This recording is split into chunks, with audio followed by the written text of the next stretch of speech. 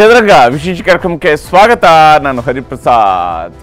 ಮುಖ್ಯಮಂತ್ರಿ ಸಿದ್ದರಾಮಯ್ಯನವರ ರಾಜೀನಾಮೆಗೆ ಒತ್ತಾಯ ಒಂದು ಕಡೆ ಜಾಸ್ತಿ ಆಗ್ತಾ ಇದ್ರೆ, ಮತ್ತೊಂದು ಕಡೆ ಸಿದ್ದರಾಮಯ್ಯನವರು ನಾನು ಯಾವುದೇ ಕಾರಣಕ್ಕೂ ರಾಜೀನಾಮೆ ಕೊಡೋದಿಲ್ಲ ಅಂತ ಹೇಳ್ತಾ ಇದ್ದಾರೆ. ಹಾಗಾದರೆ ಇದರ ನಡುವೆನೇ ನಡೀತಾ ಇದ್ದಂತಹ ಕ್ಯಾಬಿನೆಟ್ ಸಭೆಯಲ್ಲಿ ಕೈಗೊಂಡಿರುವಂತಹ ತೀರ್ಮಾನವೂ ಕೂಡ ಅತ್ಯಂತ ಮಹತ್ವದ್ದಾಗಿದೆ ಮತ್ತು ಯಾವುದೋ ಒಂದು ದೊಡ್ಡ ತನಿಖೆಯನ್ನು ತಾನು ಎದುರಿಸಬೇಕಾದ ಅನಿವಾರ್ಯತೆ ಸೃಷ್ಟಿ ಆಗತ್ತೆ, ಅದನ್ನು ಈಗಲೇ ತಡಿಬೇಕು ಅನ್ನುವಂತಹ ನಿಟ್ಟಲ್ಲೂ ಕೂಡ ಸಿದ್ದರಾಮಯ್ಯನವರು ಕ್ರಮ ಕೈಗೊಂಡಂತೆ ಭಾಸವಾಗ್ತದೆ. ಎಲ್ಲ ವಿಚಾರವನ್ನು ಇವತ್ತಿನ ಚದುರಂಗದಲ್ಲಿ ನಿಮಗೆ ಹೇಳ್ತೀನಿ. ಅದಕ್ಕಿಂತ ಮುಂಚಿತವಾಗಿ ಚದುರಂಗದ ಹೆಡ್ಲೈನ್ಸ್ ಅನ್ನು ತೋರಿಸ್ತೀನಿ.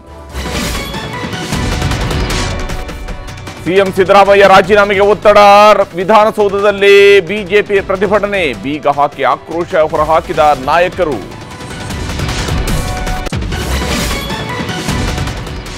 ರಾಜೀನಾಮೆ ನೀಡೋದೇ ಸೂಕ್ತ ಎಂದ ಕಾಂಗ್ರೆಸ್ನ ಹಿರಿಯ ನಾಯಕ.